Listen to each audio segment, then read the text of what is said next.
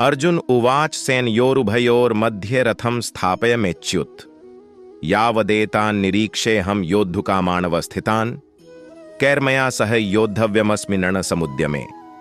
अर्जुन ने कहा, हे अच्युत, कृपा करके मेरा रथ दोनों सेनाओं के बीच ले चलें, जिससे मैं यहां उपस्थित युद्ध की अभिलाषा रखने वालों को और शस्त्रों की इस महान परीक्षा में जिनसे मुझे संघर्ष करना है उन्हें देख सकूं। यद्यपि श्री कृष्ण साक्षात श्री भगवान हैं, किंतु वे अर्हतु की कृपावश अपने मित्र की सेवा में लगे हुए थे। वे अपने भक्तों पर स्नेह दिखाने में कभी नहीं चूकते। इसीलिए अर्जुन ने उन्हें अच्युत कहा है। सारथी रूप में उन्हें अर्जुन की आज्ञा का पालन करना था और उन्होंने इसमें कोई संकोच नहीं किया, अतः उन्हें अच्युत कहकर संबोधित किया गया है। यद्यपि उन्होंने अपने भक्त का सारथी पद स्वीकार किया था, किंतु इससे उनकी परम स्थिति अक्षुण्ण बनी रही। प्रत्येक परिस्थिति में वे इंद्रियों के स्वामी श्री भगवान ऋषिकेश हैं। भगवान तथा उनके सेवक का संबंध अत्यंत मधुर एवं दिव्य होता है। सेवक स्वामी की सेवा करने के लिए सदैव उद्यत रहता है और भगवान भी भक्त की कुछ न कुछ सेवा करने की कोशिश में रहते हैं। वे इसमें विशेष आनंद का अनुभव करते हैं कि वे स्वयं आज्ञादाता न बने, अपितु उनके शुद्ध भक्त उन्हें आज्ञा दें। चूंकि वे स्वामी हैं, अतः सभी लोग उनके आज्ञा पालक हैं और उनके ऊपर उनको आज्ञा देने वाला कोई नहीं है। किंतु जब वे देखते हैं कि उनका शुद्ध भक्त आज्ञा दे रहा है, तो उन्हें दिव्य आनंद मिलता है, यद्यपि वे समस्त परिस्थितियों में अच्युत रहने वाले हैं। भगवान का शुद्ध भक्त होने के कारण अर्जुन को अपने बंधु बांधवों से युद्ध करने की तनिक भी इच्छा न थी, किंतु दुर्योधन द्वारा शांतिपूर्ण समझौता न करके हठ धर्मिता पर उतारू होने के कारण उसे युद्ध भूमि में आना पड़ा। अतः वह यह जानने के लिए अत्यंत उत्सुक था कि युद्ध भूमि में कौन कौन से अग्रणी व्यक्ति उपस्थित हैं। यद्यपि युद्ध भूमि में शांति प्रयासों का कोई प्रश्न नहीं उठता, तो भी वह उन्हें फिर से देखना चाह रहा था और यह देखना चाह रहा था कि वे इस अवांछित युद्ध पर किस हद तक तुले हुए हैं। योत्स्यमानान वेक्ष्यहम् य एतेत्र समागता धार्तराष्ट्रस्य दुर्बुद्धेर्युद्ध प्रिय चिकीर्षव। मुझे उन लोगों को देखने दीजिए जो यहाँ पर धृतराष्ट्र के दुर्बुद्धि पुत्र दुर्योधन को प्रसन्न करने की इच्छा से लड़ने के लिए आए हुए हैं। यह सर्वविदित था कि दुर्योधन अपने पिता धृतराष्ट्र की साठगांठ से पापपूर्ण योजनाएं बनाकर पांडवों के राज्य को हड़पना चाहता था। अतः जिन समस्त लोगों ने दुर्योधन का पक्ष ग्रहण किया था, वे उसी के समान धर्मा रहे होंगे।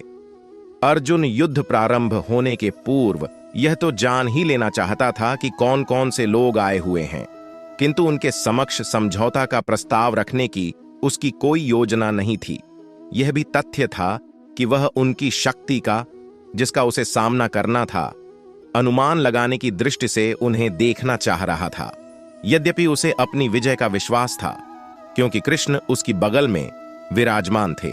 संजय उवाच एव मुक्तो हृषिकेशो गुडाकेशेन भारत सेनयोरुभयोर्मध्ये स्थापयित्वा रथोत्तमम्। संजय ने कहा, हे भरतवंशी, अर्जुन द्वारा इस प्रकार संबोधित किए जाने पर भगवान कृष्ण ने दोनों दलों के बीच में उस उत्तम रथ को लाकर खड़ा कर दिया। इस श्लोक में अर्जुन को गुडाकेश कहा गया है। गुडाका का अर्थ है नींद, और जो नींद को जीत लेता है वह गुडाकेश है। नींद का अर्थ अज्ञान भी है। अतः अर्जुन ने कृष्ण की मित्रता के कारण नींद तथा अज्ञान दोनों पर विजय प्राप्त की थी।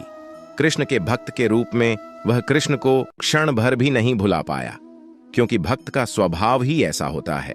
यहां तक कि चलते अथवा सोते हुए भी कृष्ण के नाम, रूप, गुणों तथा लीलाओं के चिंतन से भक्त कभी मुक्त नहीं रह सकता। अतः कृष्ण का भक्त उनका निरंतर चिंतन करते हुए नींद तथा अज्ञान दोनों को जीत सकता है। इसी को कृष्ण भावनामृत या समाधि कहते हैं।